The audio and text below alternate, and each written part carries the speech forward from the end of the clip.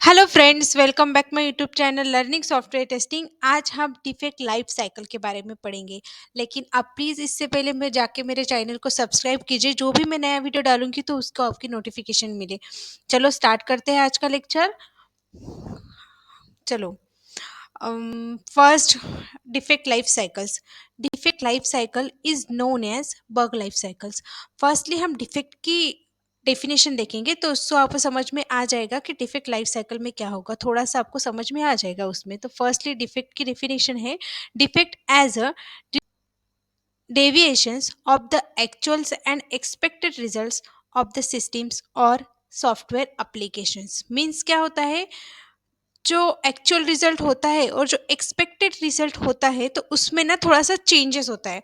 तो हम उसको क्या बोलते हैं कि बा नहीं, हमने ये सोचा था लेकिन हमारा एक्सपेक्टेड रिजल्ट तो ये आ रहा है, तो उसमें ना डिफेक्ट मिल रहा है ना एक्चुअली आपको, तो उसको डिफेक्ट बोलते हैं।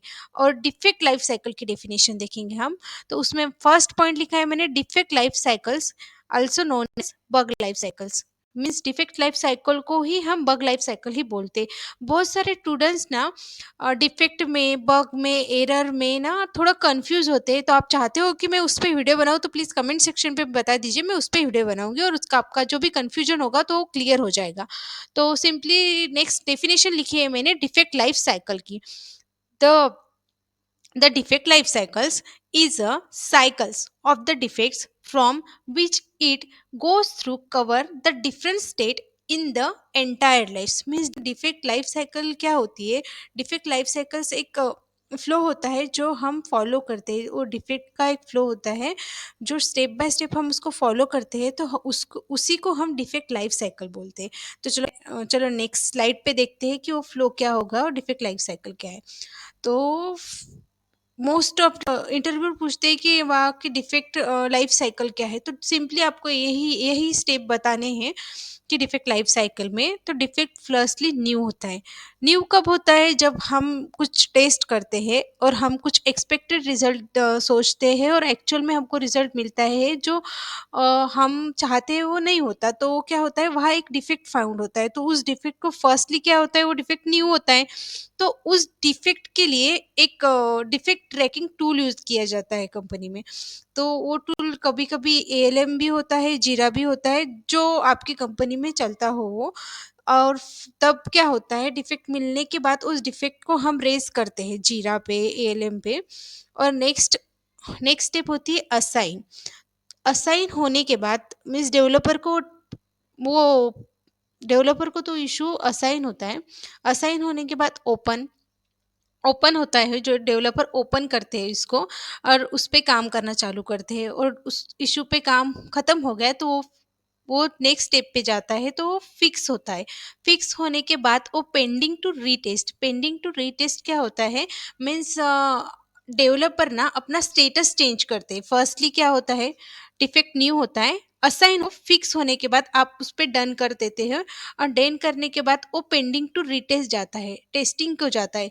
तो टेस्टिंग को जाने के बाद वो टेस्ट होते हैं, तो टेस्टिंग कंप्लीट होती है। यार टेस्ट कंप्लीट होने के बाद आपको उस टेस्टिंग कंप्लीट हो गया, आपको कुछ उसमें डिफेक्ट नहीं मिल रहा है और आपको जो एक्चुअल रिजल्ट चाहिए था वही रिजल्ट मिल रहा है।